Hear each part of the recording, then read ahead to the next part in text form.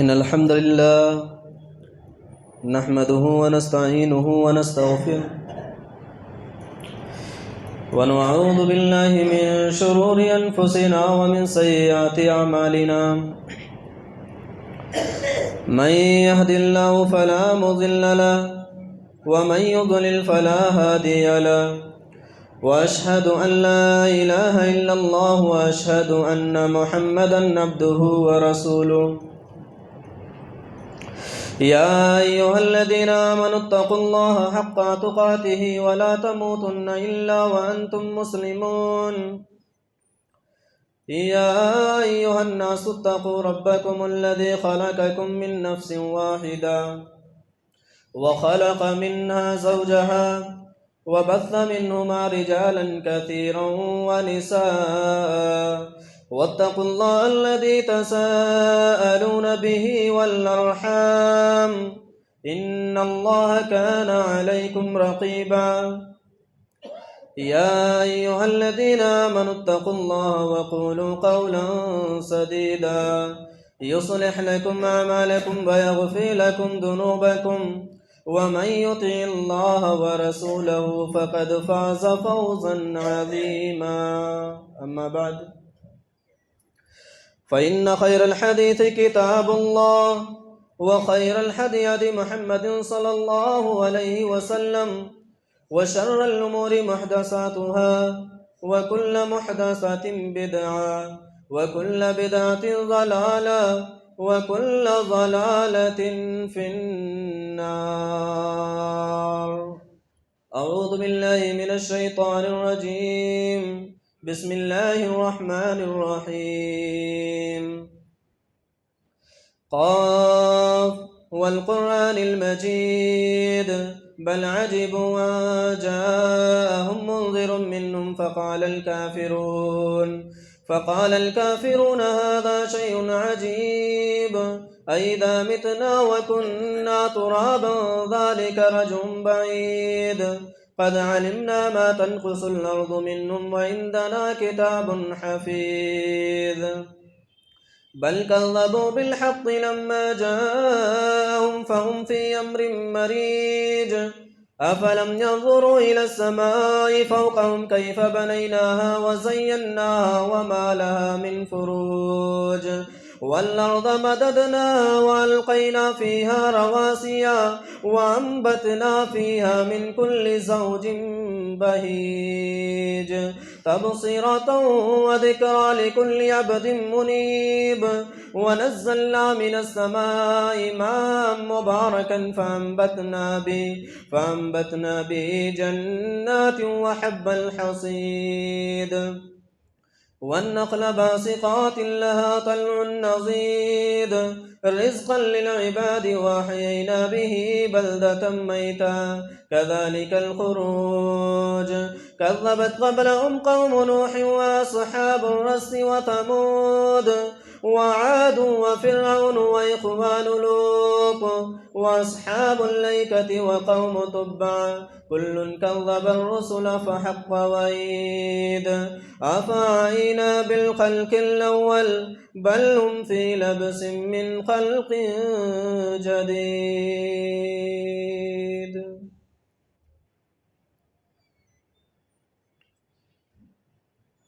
حاضرین جمعہ،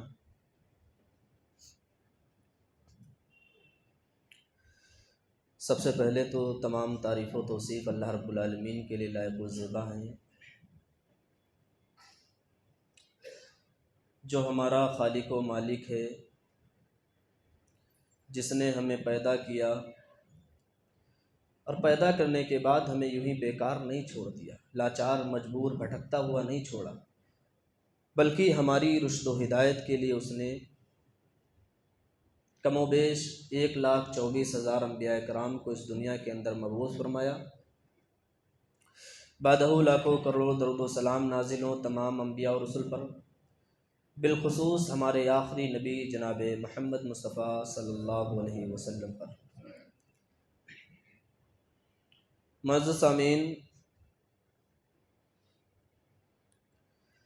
ہم میں سے ہر انسان اس بات کو اچھے طرح سے جانتا ہے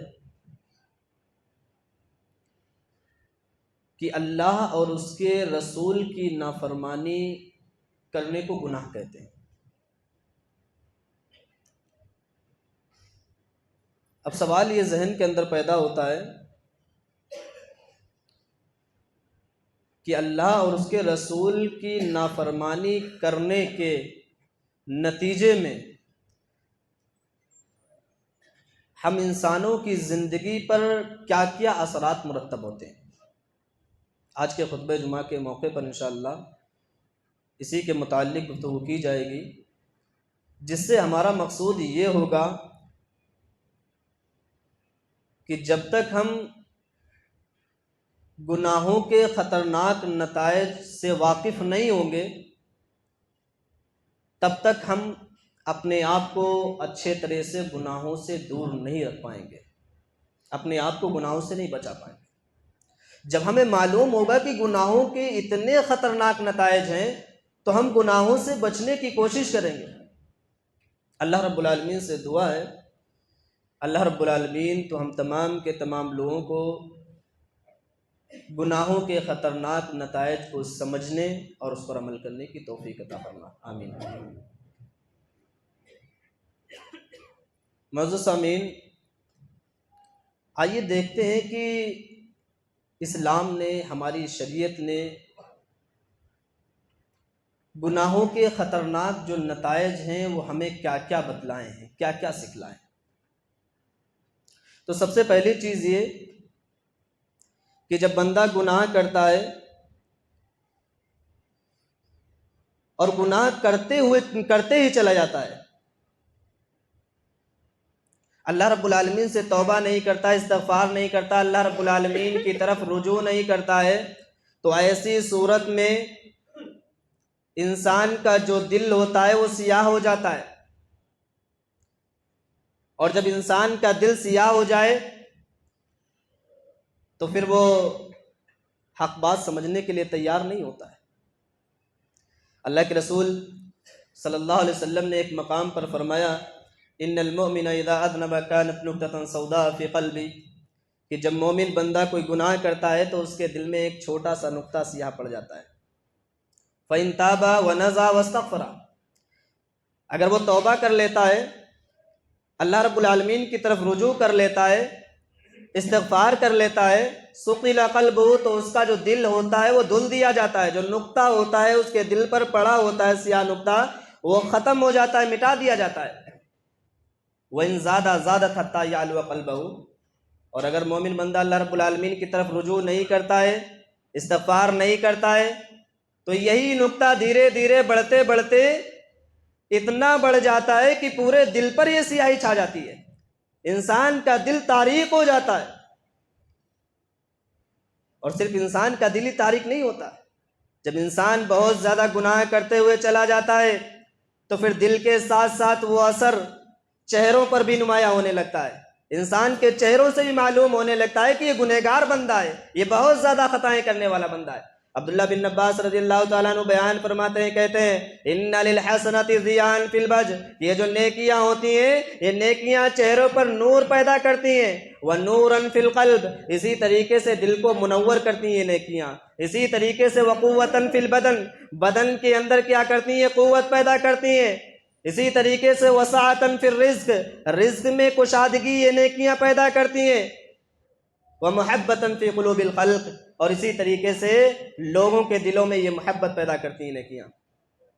اس کے بعد عبداللہ بن عباس رضی اللہ تعالیٰ عنہ بیان فرماتے ہیں، وَإِنَّ لِلسَّيِّئَةِ سَوْدَانَ فِي الْوَجْهِ، یہ جو گناہ ہوتے ہیں یہ گناہ انسان کے چہرے کو تاریک کرتے ہیں، انسان کے چہرے کو تاریک کرتے ہیں، وَظُلْمَةً فِي الْقَلْبِ، اور دل کو بھی تاریک کرتے ہیں یہ گناہ، وَوَهْنًا فِي الْبَدَنِ، بدن کے اندر یہ گناہ کمزوری پیدا کرتے ہیں، اور اسی طریقے سے وَنَقْصًا فِي الرِّزْقِ، رزق میں یہ گناہ کمی پیدا کرتے ہیں، کمی کرتے ہیں رزق میں، وَبُغْضًا فِي قُلُوبِ الْخَلْقِ، اور اسی طریقے سے لوگوں کے دلوں میں نفرت بغض پیدا کر دیتے ہیں گناہ۔ تو معلوم کیا ہوا؟ معلوم یہ ہوا کہ گناہوں کی وجہ سے دل تو تاریک ہوتا ہی ہوتا ہے، اس کا اثر چہروں پر بھی نمایاں ہو جاتا ہے، چہرے بھی تاریک ہو جاتے ہیں، انسان کے چہرے پر نور نہیں رہتا ہے، نور ختم ہو جاتا ہے۔ تو گناہوں کا یہ بہت بڑا یا خطرناک اثر ہے کہ انسان کا دل، انسان کا چہرہ سیاہ ہو جاتا ہے۔ اسی طریقے سے گناہوں کی وجہ سے بندہ اللہ رب العالمین کے یہاں اپنی قدر، اپنی منزلت، اپنا مقام گوا دیتا ہے، کھو دیتا ہے۔ اللہ رب العالمین ایک بندے کو پسند فرماتا ہے۔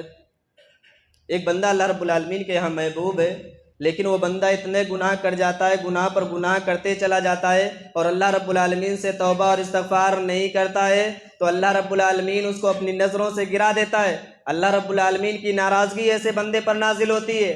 اللہ کے رسول صلی اللہ علیہ وسلم نے بیان فرمایا، ایاک والمعصیۃ، لوگوں اللہ رب العالمین کی نافرمانی سے بچو، لوگوں گناہوں سے بچو، فإن بالمعصیۃ حل سخط اللہ عز وجل، کیونکہ یہ معصیت، یہ نافرمانیاں، یہ گناہ اللہ رب العالمین کی ناراضگی کو نازل کرنے والے ہیں۔ جب بندے پر اللہ رب العالمین کی ناراضگی نازل ہوگی تو ظاہر سی بات ہے اللہ رب العالمین کے یہاں جو مقام ہوگا، اس کا جو مرتبہ ہوگا، اس کا وہ کھو دے گا۔ اور جو بندہ اللہ رب العالمین کی نظر سے گر جائے، یقیناً وہ معاشرے کے اندر، سماج کے اندر ذلیل ہو جائے گا، اور جسے اللہ ذلیل کرنا چاہے اسے کوئی عزت دے سکتا ہے؟ اسے کوئی عزت نہیں دے سکتا۔ وَمَن يُهِنِ اللَّهُ فَمَا لَهُ مِن مُكْرِمٍ، اللہ رب العالمین نے بیان بھی فرمایا قرآن کے اندر کہ جسے اللہ ذلیل کرنا چاہے اسے کون عزت دینے والا ہے؟ اسے کوئی عزت نہیں دے سکتا۔ تو گناہوں کا ایک خطرناک نتیجہ یہ ہے کہ گناہوں کی وجہ سے انسان اللہ رب العالمین کے پاس اپنے مقام کو کھو دیتا ہے۔ اسی طریقے سے گناہوں کی وجہ سے انسان شیطان کا قیدی بن جاتا ہے، شیطان کا دوست بن جاتا ہے۔ جیسے کہ اللہ رب العالمین نے قرآن مجید کے اندر ارشاد فرمایا، وَمَن يَعْشُ عَن ذِكْرِ الرَّحْمَنِ نُقَيِّضْ لَهُ شَيْطَانًا فَهُوَ لَهُ قَرِينٌ۔ اللہ رب العالمین نے بیان فرمایا کہ جو بھی بندہ اللہ رب العالمین کے ذکر سے اعراض کرتے ہوئے، رحمان کے ذکر سے اعراض کرتے ہوئے اپنی زندگی کو گزارتا ہے، اللہ رب العالمین نے بیان فرمایا کہ ہم اس پر شیطان کو مسلط کر دیتے ہیں، اور وہ شیطان فَهُوَ لَهُ قَرِينٌ، اس کا دوست بن جاتا ہے، اس کا ساتھی بن جاتا ہے۔ اب شیطان اگر انسان کا ساتھی بن جائے، شیطان انسان کا دوست بن جائے تو پھر کیا ہوگا؟ کیا وہ اللہ رب العالمین کے بتائے گئے طریقے کے مطابق زندگی گزار سکتا ہے؟ نہیں گزار سکتا، کیونکہ وہ شیطان کا دوست ہو گیا ہے۔ اب شیطان جس راستے پر چاہے گا اس کو لے کر جائے گا۔ شیطان کہے گا تم اللہ رب العالمین کی نافرمانی کرو، بندہ اللہ رب العالمین کی نافرمانی کرے گا۔ شیطان کہے گا اللہ رب العالمین کی عبادت مت کرو، بندہ اللہ رب العالمین کی عبادات سے منہ موڑ لے گا۔ تو شیطان کا دوست بننا یہ بڑا خطرناک ہے۔ تو گناہوں کی وجہ سے بندہ شیطان کا ساتھی بن جاتا ہے۔ اسی طریقے سے گناہوں کی وجہ سے انسان کی زندگی پریشان ہو جاتی ہے، چین اور سکون ختم ہو جاتا ہے۔ آج ہر انسان کو چین سکون کی تلاش ہے کہ سکون نہیں میسر، سکون نہیں مل رہا ہے۔ سکون کیوں نہیں مل رہا ہے؟ ہم اپنے معاشرے کی طرف، سماج کی طرف ذرا نگاہ دوڑا کر تو دیکھیں، ہمارے معاشرے میں، سماج میں کتنے زیادہ گناہ ہو رہے ہیں۔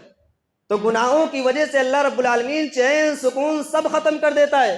سورہ طٰہٰ میں اللہ رب العالمین نے ارشاد فرمایا، وَمَنْ أَعْرَضَ عَنْ ذِكْرِي فَإِنَّ لَهُ مَعِيشَةً ضَنْكًا وَنَحْشُرُهُ يَوْمَ الْقِيَامَةِ أَعْمَىٰ قَالَ رَبِّ لِمَ حَشَرْتَنِي أَعْمَىٰ وَقَدْ كُنْتُ بَصِيرًا قَالَ كَذَٰلِكَ أَتَتْكَ آيَاتُنَا فَنَسِيتَهَا وَكَذَٰلِكَ الْيَوْمَ تُنسَىٰ۔ اللہ رب العالمین نے فرمایا کہ جو بھی بندہ میرے ذکر سے اعراض کرے گا، میرے احکامات سے منہ موڑے گا، میرے احکامات پر نہیں چلے گا، اللہ رب العالمین نے فرمایا کہ ہم اس کی معیشت کو تنگ کر دیں گے، اس کے کاروبار کو اس پر تنگ کر دیں گے۔ اب ظاہر سی بات ہے کہ جس کا کاروبار، جس کی معیشت اس پر تنگ ہو جائے، کیا اس کی زندگی میں سکون رہے گا؟ نہیں رہ سکتا۔ اس کا کھانا، پینا، سونا سب حرام ہو جائے گا۔ وہ اپنی معیشت کو بڑھانے کے چکر میں، اپنی معیشت کو درست کرنے کے چکر میں لگا رہے گا۔ تو اللہ رب العالمین نے بیان فرمایا کہ ہم ایسے بندے کی معیشت کو تنگ کر دیں گے، اور صرف معیشت کو تنگ نہیں کریں گے۔ اللہ رب العالمین نے بیان فرمایا، نحشرُهُ یوم القیامۃ اعمیٰ، اس دنیا کے اندر تو پریشان ہوگا ہی ہوگا، قیامت کے دن میں پریشان ہوگا۔ ہم اسے اندھا بنا کر اٹھائیں گے۔ قال رب لم حشرتنی اعمیٰ، اللہ سے سوال کہے گا، اللہ سے سوال کرے گا، کہے گا اللہ دنیا کے اندر تو میرے پاس آنکھیں تھیں، مجھے دکھائی دیتا تھا، لیکن یہاں کیا ہوگا؟ تو نے مجھے نابینا بنا کر کیوں اٹھایا؟ تو نے مجھے یہاں آنکھیں کیوں نہیں دی؟ وہاں بھی پریشان رہے گا۔ اللہ کہے گا قال كذلك اتتك آیاتنا فنسیتها وكذلك اليوم تنسیٰ۔ اللہ کہے گا کہ دنیا میں میری آیتیں تیرے پاس پہنچی تھیں، میرا کلام تیرے پاس پہنچا تھا، میرے احکامات تیرے پاس پہنچے تھے، لیکن تو نے دنیا کے اندر انہیں بھلا دیا، انہیں ٹھکرا دیا، آج تو بھی بھلا دیا جائے گا۔ تو یہ آیت ہمیں بتلاتی ہے کہ گناہ انسان کی زندگی کا چین سکون سب ختم کر دیتے ہیں، برباد کر دیتے ہیں۔ اسی طریقے سے گناہ انسان کے پاس جو موجودہ نعمتیں ہوتی ہیں وہ بھی چھین لیتے ہیں۔ دنیا کے اندر اللہ رب العالمین نے ہمیں بہت ساری نعمتیں عطا فرمائی ہیں، خود ہمارا وجود، ہمارا جسم اللہ رب العالمین کی ایک بہت بڑی نعمت ہے۔ اسی طریقے سے مال، دولت، گھر بار، گاڑی، بنگلہ، بیوی، بچے، ماں باپ، یہ اللہ رب العالمین کی بڑی نعمت ہے۔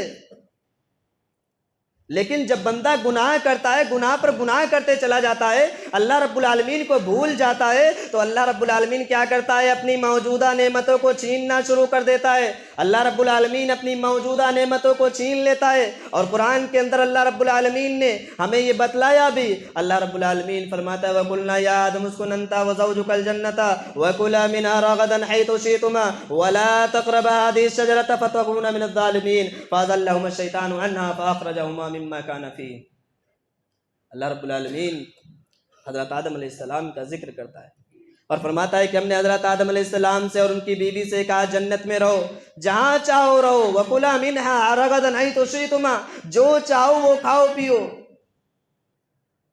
لیکن ہاں یاد رکھنا وَلَا تَقْرَبَا هَٰذِهِ الشَّجَرَةَ، یہ درخت ہے اس کے پاس مت جانا، فَتَكُونَ مِنَ الظَّالِمِينَ، اگر چلے گئے تو ظالموں میں سے ہو جاؤ گے، گنہگاروں میں سے ہو جاؤ گے۔ شیطان نے بہکایا، پھسلایا، اور کیا کیا؟ درخت کے پاس وہ دونوں چلے گئے، فَأَخْرَجَهُمَا مِمَّا كَانَ فِيهِ، اللہ رب العالمین نے کیا فرمایا؟ اللہ رب العالمین نے فرمایا کہ ہم نے ان دونوں کو اس چیز میں سے باہر کر دیا جس میں تھے، یعنی اللہ رب العالمین کی جن نعمتوں میں وہ تھے، جنت اللہ رب العالمین کی بہت بڑی نعمت ہے، اللہ رب العالمین کی جن نعمتوں میں وہ تھے ان سے باہر کر دیا۔ حضرت آدم علیہ السلام کا یہ واقعہ ہم مسلمانوں کو یہ تعلیم دیتا ہے، بتلاتا ہے کہ اگر ہم گناہ پر گناہ کرتے چلے جائیں گے، اللہ رب العالمین کی نافرمانیاں کریں گے، اللہ نے منع کیا ہے کہ حرام کام مت کرو، لیکن حرام کام کرو گے، حرام کام کے پاس جاؤ گے، تو اللہ رب العالمین نے قرآن مجید کے اندر حضرت آدم علیہ السلام کے واقعے سے ہمیں یہ سبق دیا ہے کہ ہمارے پاس جو موجودہ نعمتیں ہیں وہ بھی اللہ رب العالمین چھین سکتا ہے۔ تو گناہوں کی وجہ سے انسان کے پاس جو موجودہ نعمتیں ہوتی ہیں وہ چھین جاتی ہیں، ختم ہو جاتی ہیں۔ اسی طریقے سے گناہوں کی وجہ سے شرم و حیا کا خاتمہ ہو جاتا ہے۔ معاشرے اور سماج پر ہم جب نظر ڈالیں گے تو ہمیں معلوم ہوگا، چھوٹے ہیں، بڑے ہیں، آپس میں سب ایک دوسرے کو گالیاں دے رہے ہیں۔ مثال کے طور پر، اگزامپل کے طور پر گالی کو لے لیتے ہیں، گالیاں دے رہے ہیں، کوئی کسی کا احترام نہیں کر رہا ہے، کسی کو نہیں لگ رہا ہے کہ میرا بڑا بھائی یہاں پر کھڑا ہے، میرا بڑا بھائی یہاں پر ہے، میرے باپ یہاں پر، والد صاحب یہاں پر ہیں، کسی کو کچھ فکر نہیں ہے۔ کیوں؟ گناہوں کی وجہ سے، کیونکہ ہم اتنے زیادہ گناہوں میں ملوث ہو گئے، اتنے زیادہ گناہوں میں ملوث ہو گئے کہ ہمارے اندر شرم و حیا رہی ہی نہیں، ختم ہو گئی شرم و حیا۔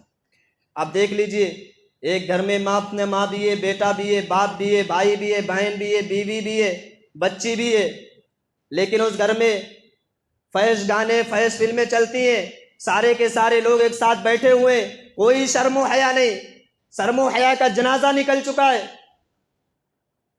کیونکہ ہم نے اس کو ماڈرن کا نام دے دیا، اب ہمیں شرم ہی نہیں لگتی۔ ہم معاشرے کے اندر، سماج کے اندر اتنی زیادہ یہ چیزیں کرنے لگے، یا اتنا زیادہ یہ گناہ کرنے لگے کہ ہمیں محسوس ہی نہیں ہوتا ہے کہ یہ بہت بڑا گناہ ہے۔ ہمیں شرم کرنی چاہیے کہ ہمارے سامنے ہمارا باپ بیٹھا ہے، ہماری ماں بیٹھی ہے، ہماری بہن بیٹھی ہے، اسے شرم کرنا چاہیے، ساری کی ساری چیزیں ختم ہو چکی ہیں۔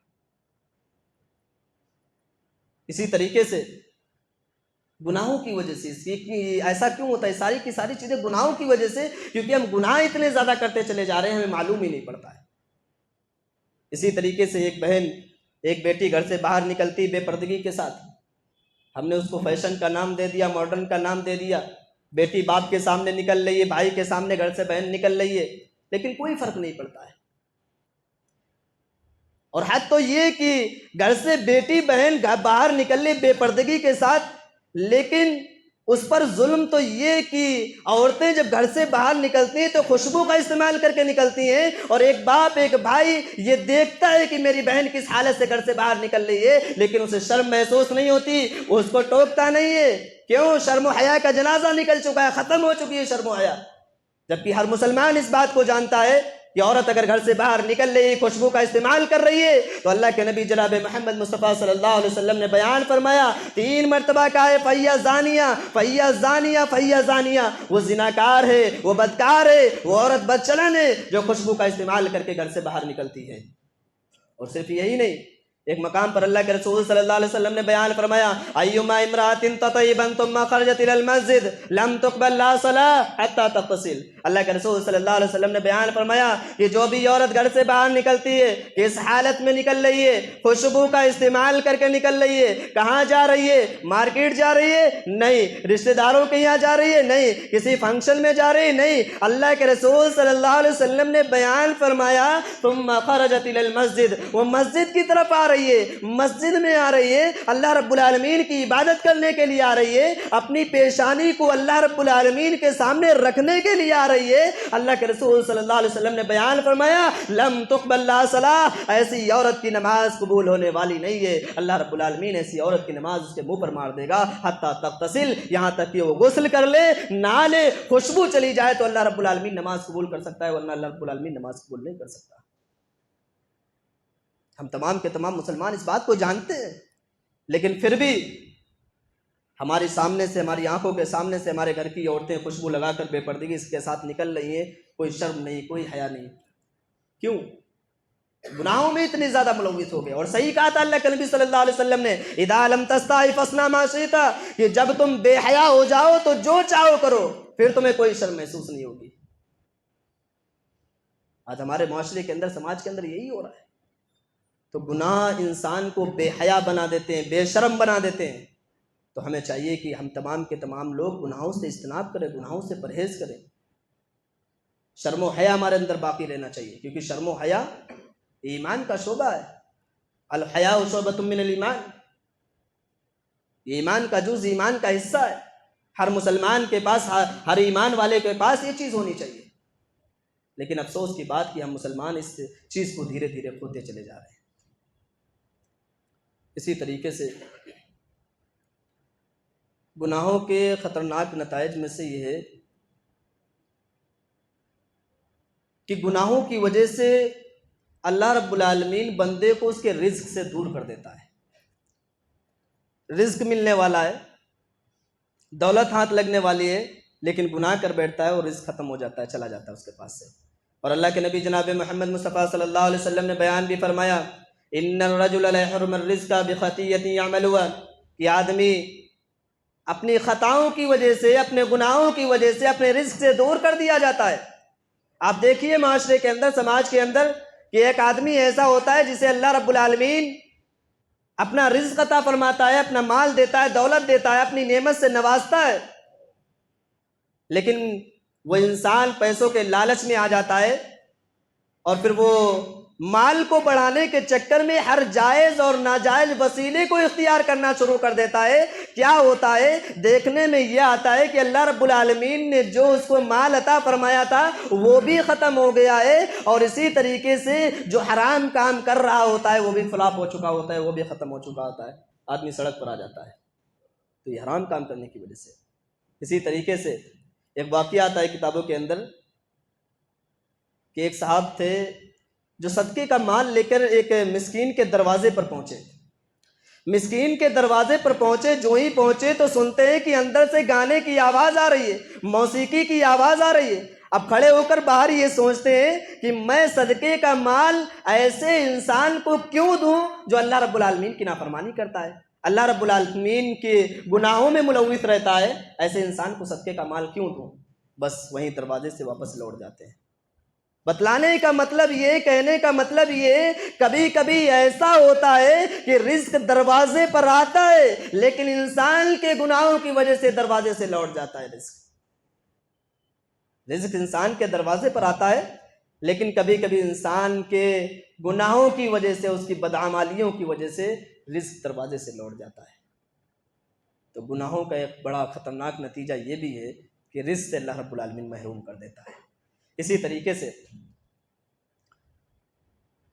گناہ، جو بھی انسان گناہ کرتا ہے، اللہ رب العالمین اس بندے کو اپنا علم نہیں عطا فرماتا ہے،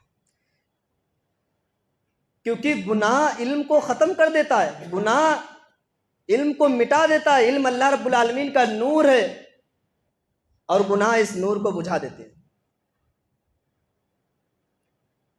ایک مرتبہ ایسا ہوتا ہے کہ امام شافعی رحمۃ اللہ علیہ اپنے استاد محترم امام مالک رحمۃ اللہ علیہ کے پاس دو زانوں ہو کر بیٹھتے ہیں۔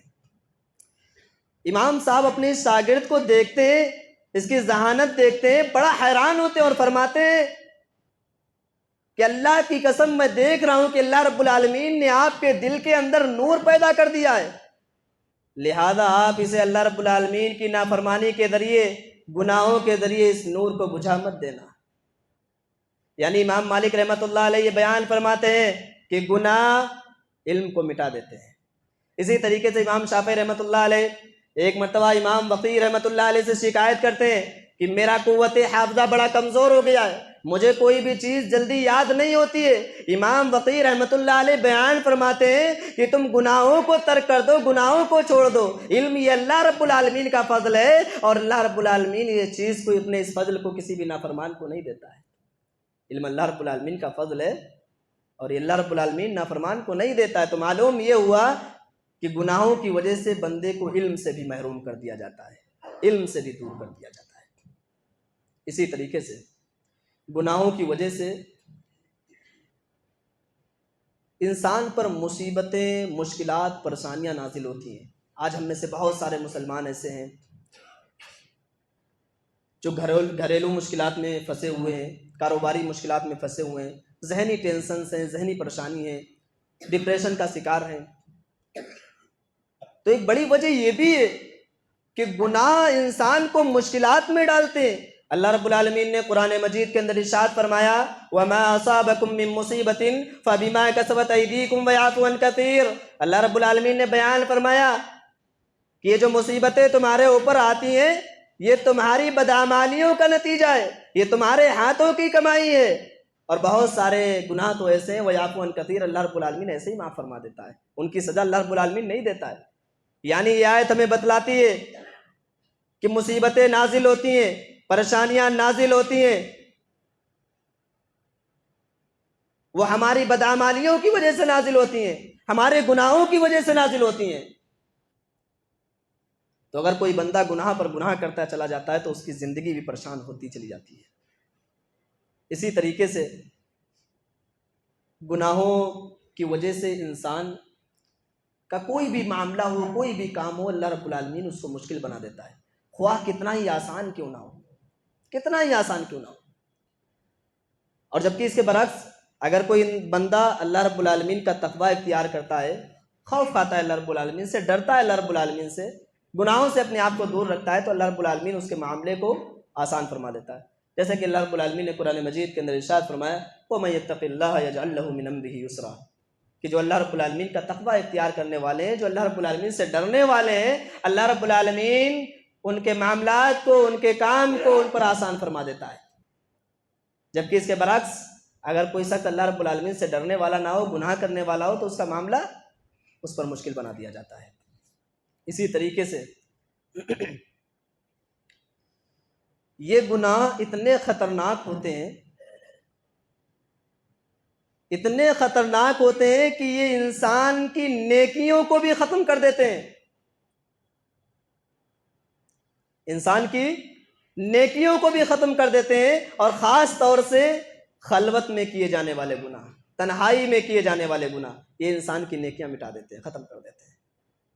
حضرت ثوبان رضی اللہ تعالیٰ عنہ بیان فرماتے ہیں، کہتے ہیں کہ ایک مرتبہ اللہ کے نبی جناب محمد مصطفیٰ صلی اللہ علیہ وسلم نے ارشاد فرمایا ثوبان لَعَالَمَنَّ أَقْوَامٌ مِّنْ أُمَّتِي يَأْتُونَ يَوْمَ الْقِيَامَةِ بِحَسَنَاتٍ أَمْثَالَ جِبَالِ تِحَامَةَ بَيْضَاء۔ بیان فرماتے ہیں اللہ کے رسول صلی اللہ علیہ وسلم کہ میں اپنی امت کے کچھ لوگوں کو جانتا ہوں جو کل قیامت کے دن آئیں گے، کل قیامت کے دن حاضر ہوں گے، بِحَسَنَاتٍ أَمْثَالَ جِبَالِ تِحَامَةَ، تہامہ پہاڑ کے برابر نیکیاں لے کر آئیں گے، تہامہ پہاڑ کے برابر نیکیاں ہوں گی ان کے پاس۔ اللہ کے نبی صلی اللہ علیہ وسلم نے بیان فرمایا فَيَجْعَلُهَا اللَّهُ عَزَّ وَجَلَّ هَبَاءً مَنثُورًا۔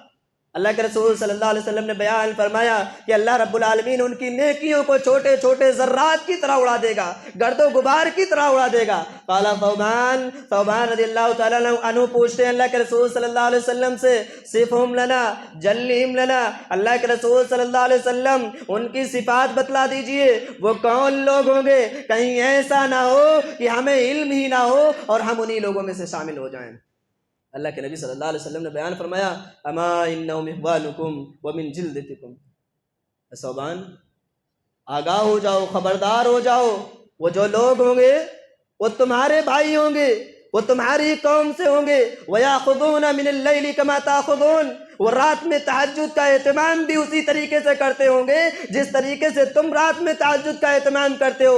وَلَكِنَّهُمْ أَقْوَامٌ، لیکن وہ ایک ایسی قوم ہوگی، وہ لوگ ایسے ہوں گے اِذَا خَلَوْا بِمَحَارِمِ اللَّهِ انتهكُوهَا، کہ جب وہ خلوت میں ہوں گے، جب وہ تنہائی میں ہوں گے تو اللہ رب العالمین کے محارم، اللہ رب العالمین کی حرام کردہ چیزوں سے اپنے آپ کو روک نہیں پائیں گے۔ تو خلوت میں گناہ کرنے والے اللہ کے نبی صلی اللہ علیہ وسلم کے اس فرمان کو یاد کریں، اور جب بھی آگے اب خلوت میں گناہ کرنے چلو تو اللہ کے رسول صلی اللہ علیہ وسلم کا یہ فرمان ہماری آنکھوں کے سامنے ہونا چاہیے کہ کہیں ایسا نہ ہو کہ ہم کل قیامت کے دن اللہ رب العالمین کے پاس نیکیوں کا انبار لے کر پہنچیں، لیکن یہ خلوت میں گناہ جو کیے جا رہے ہیں، خلوت میں جو گناہ ہم نے کیے، کہیں ایسا نہ ہو کہ یہ تمام کے تمام نیکیوں کو برباد کر دیں، کہیں ایسا نہ ہو کہ اللہ رب العالمین ہماری نیکیوں کو کل قیامت کے دن چھوٹے چھوٹے ذرات کی طرح اڑا دے، گرد و غبار کی طرح اڑا دے۔ تو جب بھی خلوت میں گناہ کرنے چلو تو اللہ کے نبی صلی اللہ علیہ وسلم کا یہ فرمان ہمارے کانوں کے سامنے، ہماری آنکھوں کے سامنے ہونا چاہیے۔ تو گناہوں کی وجہ سے انسان کی نیکیاں بھی برباد ہو سکتی ہیں، نیکیاں بھی برباد ہو جاتی ہیں۔ اسی طریقے سے گناہوں کی وجہ سے معاشرے کے اندر، سماج کے اندر فساد پھیل جاتا ہے، یا یوں کہہ لیجئے کہ فساد یہ گناہوں کا ہی مجموعہ ہے۔ جس معاشرے کے اندر، جس سماج کے اندر قتل و غارت گری ہونے لگے، جس معاشرے کے اندر چوری ڈکیتی، زناکاری، بدکاری، فحاشی، یہ تمام کے تمام اعمال ہونے لگے، جس قوم کے اندر لڑائی جھگڑا دنگا ہونے لگے، یہ تمام کی تمام چیزیں گناہ ہی تو ہیں۔ تو جس قوم کے اندر یہ ساری کی ساری چیزیں ہونے لگے، اس قوم کے اندر کیا ہوتا ہے؟ فساد برپا ہو جاتا ہے۔ انسان کا خون پھر اس کی کوئی اہمیت نہیں رہتی ہے۔ دیکھ لیجئے اپنے معاشرے کے اندر، سماج کے اندر نظر دوڑا کر کہ انسان کے خون کی اہمیت کیا ہے؟ پانی کی طرح ہے کہ ٹھکانہ کیا ہے، ٹھکانہ کیا ہے، کل کیا ہو، کہاں یہ لاش گر جائے، کہ انسان کی نظر میں آج کل تو خون پانی ہے، خون پانی کی طرح بہہ رہا ہے۔ کیوں بہہ رہا ہے؟ معاشرے کے اندر، سماج کے اندر فساد کیوں برپا ہوتا ہے؟ اللہ رب العالمین نے اس کا حل قرآن مجید کے اندر بتلایا ہے۔ ظہر الفساد فی البر والبحر بما کسبت ایدی الناس، کہ بر و بحر میں جو فساد پھیل گیا ہے وہ لوگوں کی بدعمالیوں کی وجہ سے پھیل گیا ہے، لوگوں کے گناہوں کی وجہ سے پھیل گیا ہے۔ لوگ گناہ کرتے ہیں، گناہوں کی وجہ سے معاشرے اور سماج کے اندر کیا ہوتا ہے؟ فساد پھیلتا ہے۔ اسی طریقے سے گناہوں کی وجہ سے اللہ رب العالمین لوگوں کو اپنی گرفت میں پکڑتا ہے، اللہ رب العالمین انہیں سزا دیتا ہے۔ جیسا کہ اللہ رب العالمین نے قرآن مجید کے اندر پچھلی امتوں کا ذکر کیا، پھر اس کے بعد فرمایا فَكُلًّا أَخَذْنَا بِذَنبِهِ، ہم نے تمام کی تمام امتوں کو ان کے گناہوں کی پاداش میں پکڑ لیا، گرفت کر لیا ان کی۔ فَمِنْهُمْ مَنْ أَرْسَلْنَا عَلَيْهِ حَاصِبًا، ان میں سے بعض وہ لوگ تھے جن پر ہم نے پتھروں کی بارش نازل فرمائی۔ وَمِنْهُمْ مَنْ أَخَذَتْهُ الصَّيْحَةُ، ان میں سے بعض وہ لوگ ہیں جن کو زبردست چیخ نے پکڑ لیا۔ وَمِنْهُمْ من خسفنا به الارض، اور ان میں سے بعض وہ لوگ ہیں جنہیں ہم نے زمین کے اندر دھسا دیا، ومنهم من اغرقنا، اور ان میں سے بعض وہ لوگ ہیں جن کو ہم نے سمندر کے اندر ڈبو دیا، وما كان الله ليظلمهم ولكن كانوا انفسهم يظلمون۔ اللہ رب العالمین نے بیان فرمایا کہ اللہ رب العالمین نے ان لوگوں پر ظلم نہیں کیا، ان لوگوں نے خود اپنے آپ پر ظلم کیا تھا، انہوں نے اللہ رب العالمین کے احکامات سے منہ موڑا تھا، اللہ رب العالمین کی آیتوں کو ٹھکرا دیا تھا۔ اللہ رب العالمین نے کیا کیا؟ اللہ رب العالمین نے عذابات پر عذابات نازل کیے۔ تو گناہوں کی وجہ سے انسان پر اللہ رب العالمین کے عذابات آتے نازل ہوتے ہیں۔ ایک مقام پر اللہ کے رسول صلی اللہ علیہ وسلم نے بیان فرمایا، سيكون في آخر الزمان قوم خسف وقذف ومسخ۔ اللہ کے نبی صلی اللہ علیہ وسلم نے بیان فرمایا کہ آخری زمانے میں ایک قوم ایسی ہوگی جسے اللہ رب العالمین زمین کے اندر دھسا دے گا۔ آخری زمانے میں ایک قوم ایسی ہوگی جس پر اللہ رب العالمین پتھروں کی بارش نازل فرمائے گا، جن کے چہروں کو اللہ رب العالمین مس کر دے گا۔ قیل متی ذلک یا رسول اللہ، اللہ کے رسول صلی اللہ علیہ وسلم سے سوال کیا گیا، پوچھا گیا اللہ کے رسول یہ کب ہوگا؟ اللہ کے نبی صلی اللہ علیہ وسلم نے بیان فرمایا، اذا ظہرت المعازف، جب گانے باجے کے آلات عام ہو جائیں گے، والقینات، اسی طریقے سے گانے والیاں عام ہو جائیں گی، واستحلت الخمر، اور اسی طریقے سے شراب حلال ہو جائے گی، لوگ شراب کو حلال کر لیں گے، تب یہ ساری کی ساری چیزیں ہوں گی کہ لوگوں کو زمین میں بھی دھسایا جائے گا، لوگوں پر پتھروں کی بارش بھی کی جائے گی، اور اسی طریقے سے لوگوں کے چہروں کو بھی مس کر دیا جائے گا۔ آج شراب حلال ہوئی یا نہیں ہوئی؟ گانے باجے کے آلات آج عام ہوئے یا نہیں ہوئے؟ گانے والیاں عام ہوئی یا نہیں ہوئی؟ شراب کو لوگوں نے حلال سمجھا یا نہیں سمجھا؟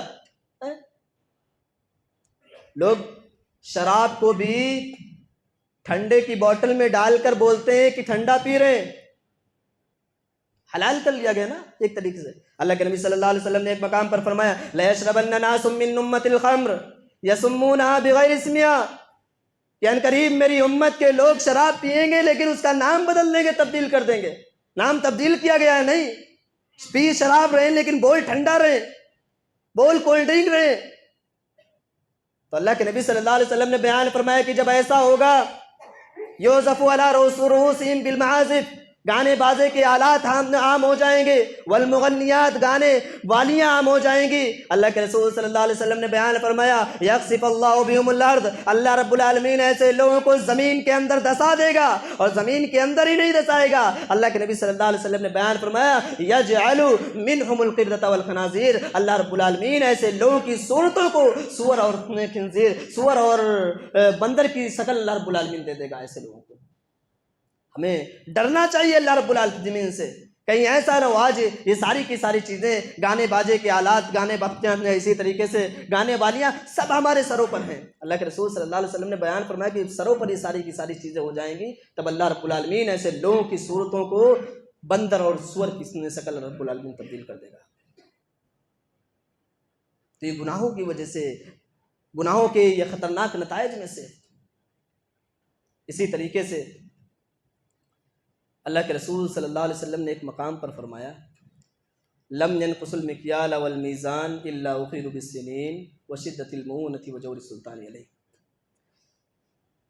اللہ رب العالمین نے بیان فرمایا کہ جب لوگ ناپ اور تول میں کمی کرنے لگیں گے،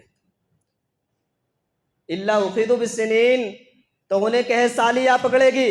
لوگ ناپ اور تول میں کمی کرنے لگیں گے، قحط سالی آ پکڑے گی، وشدت المؤونۃ، اور اسی طریقے سے مہنگائی کی مار ان پر پڑے گی۔ آج ناپ اور تول میں کتنی کمی ہو رہی ہے، ہمیں ساری کی ساری چیزیں تو ہماری آنکھوں کے سامنے ہیں۔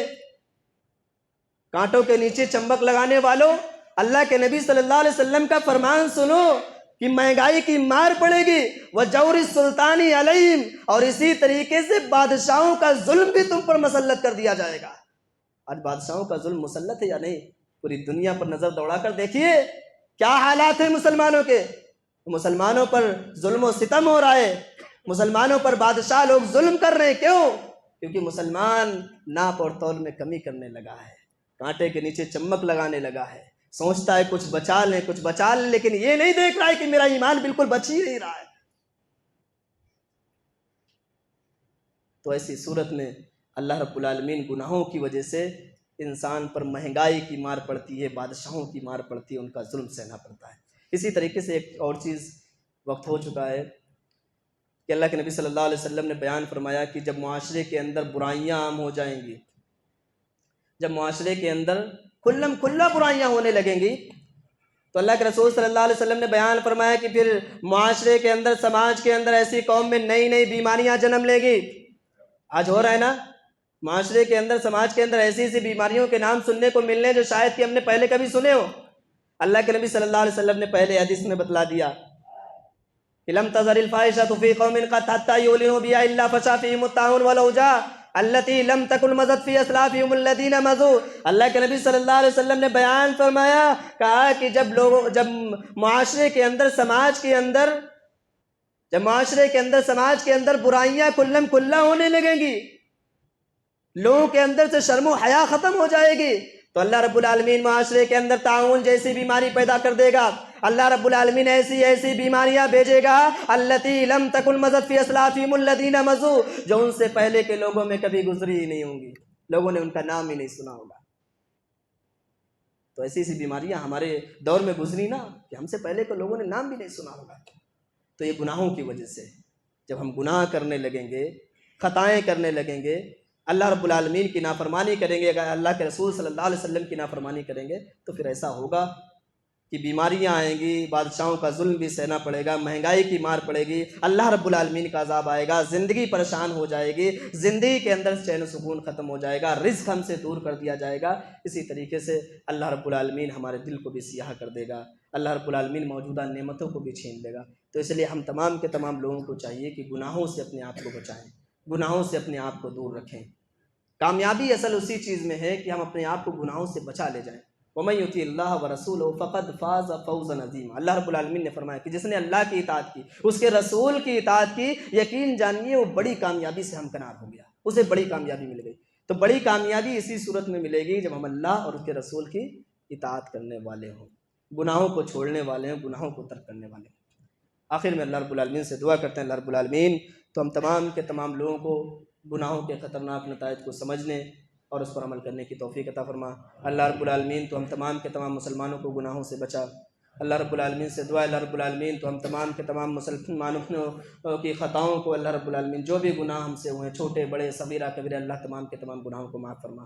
اللہ رب العالمین سے دعا، اللہ رب العالمین ہم میں سے جو مسلمان قرض دار ہیں، اللہ رب العالمین تو ان کے قرض کی ادائیگی کی توفیق عطا فرما۔ اللہ رب العالمین سے دعا، اللہ رب العالمین تو ہم میں سے جو بھی مسلمان بیمار ہیں، اللہ رب العالمین تو ان کو شفائے کاملہ و عاجلہ عطا فرما۔ یہاں پر ایک اعلان ہے کہ ہماری مسجد کے جو ٹرسٹیان میں سے ہیں جناب عبدالعزیز سیٹھ صاحب، ان کی طبیعت بہت زیادہ خراب ہے، ان کے اہل خانہ نے ہم تمام لوگوں سے دعا کی درخواست کی ہے۔ اللہ رب العالمین سے دعا کرتے ہیں کہ اللہ رب العالمین انہیں شفائے کاملہ و عاجلہ عطا فرمائے۔ اسی طریقے سے حاجی خلیل صاحب پلاسٹک والے، ان کی بھی طبیعت ناساز ہے، ICU میں ایڈمٹ ہے، ان کے اہل خانہ نے ہم سے دعا کی درخواست کی ہے۔ اللہ رب العالمین سے دعا، اللہ رب العالمین تو انہیں بھی شفائے کاملہ و عاجلہ عطا فرمائے۔ اللہ رب العالمین سے دعا، اللہ رب العالمین ہم میں سے جو مسلمان زندہ ہے، اللہ رب العالمین تو انہیں ایمان پر زندہ رکھ، اور ہم میں سے جو انسان اس دنیا کو چھوڑ کر چلے گئے ہیں، مسلمان اس دنیا سے چھوڑ کر چلے گئے ہیں، اللہ رب العالمین تو ان کی قبروں کو نور سے بھر دے، آمین۔ السلام علیکم۔